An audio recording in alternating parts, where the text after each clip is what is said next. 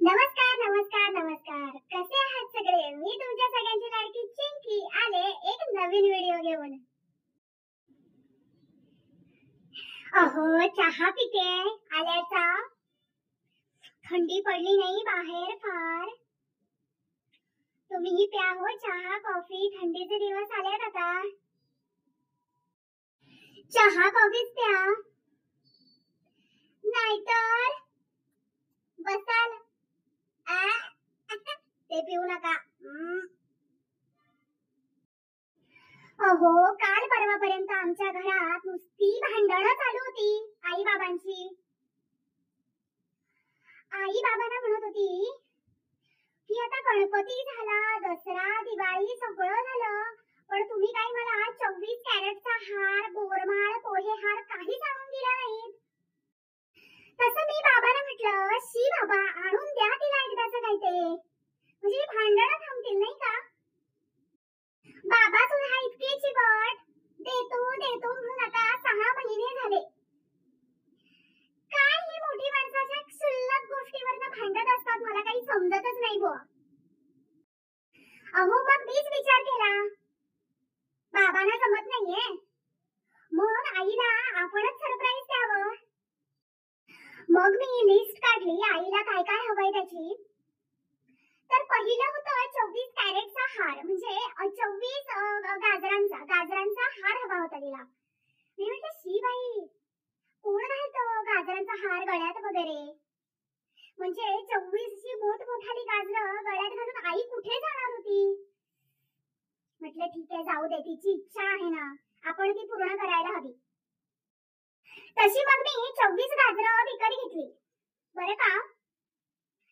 त्यानंतर लिस्ट मध्ये दुसरं नाव होतं बोरमाळेचं.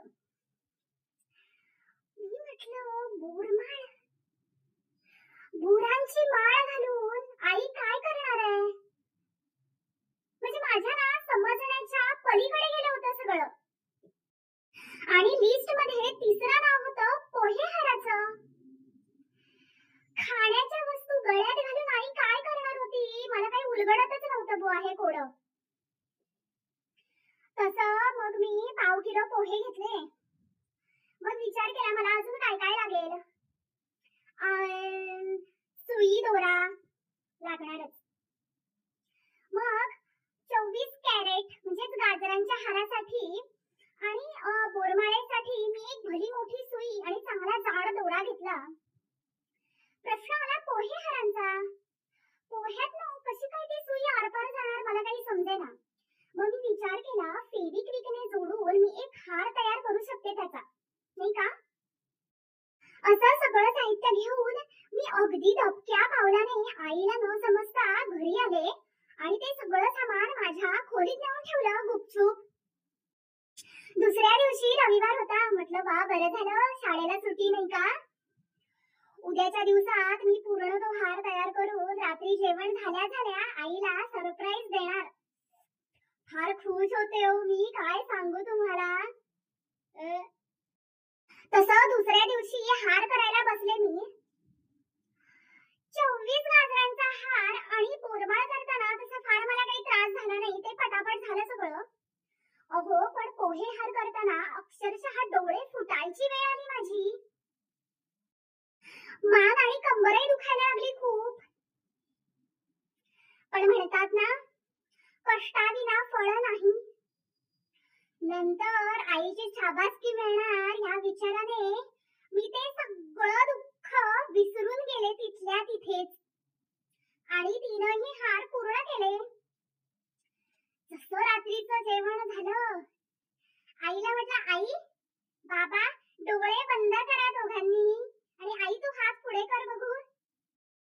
जसे त्याने डोळे बंद करून हात पुढे केले मी 3ही हार त्यांच्या हातात ठेवले. मी म्हटलं आता आई बघितल्या बघितल्या अक्षरशः मिठी मारेल मला आणि तोंड फाटेपर्यंत कौतुकही होईल माझं आज. पण आईने जसे डोळे उघडले आणि बाबांनी तशी ती दोघं माझ्याकडे भूत बघितल्यासारखी बघायला लागली. एकदा त्या हारांकडे, एकदा माझ्याकडे, एकदा त्या हारांकडे, एकदा माझ्याकडे. मग मी आईला म्हटलं, अगं आई, हेच हवं होतं ना तुला, बघ मी आणलं तुझ्यासाठी. जे बाबांना जमलं नाही ते मी करून दाखवलं. हा तुझा 24 कॅरेट म्हणजेच गाजरांचा हार, बोरमाळ आणि तुझा पोहे हार कसा वाटला? मी म्हटलं आता तरी कौतुक करतील माझं. पण दोघांनी डोक्यावर हात मारला आणि हसायला लागले माझ्यावर. आई म्हणाली, अगं चिंकी, ते हारांचे प्रकार असतात ग विविध. कशी ग तू अशी बाई, एकदा विचारायचंच तरी मला. कारटी मेली.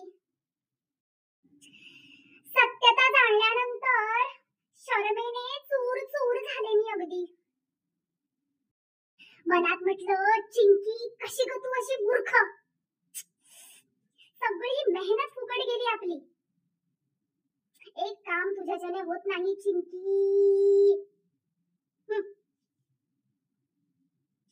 असं झालं सगळं काल.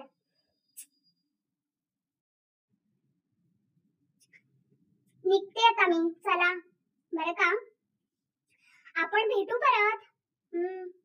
तोपर्यंत बाय.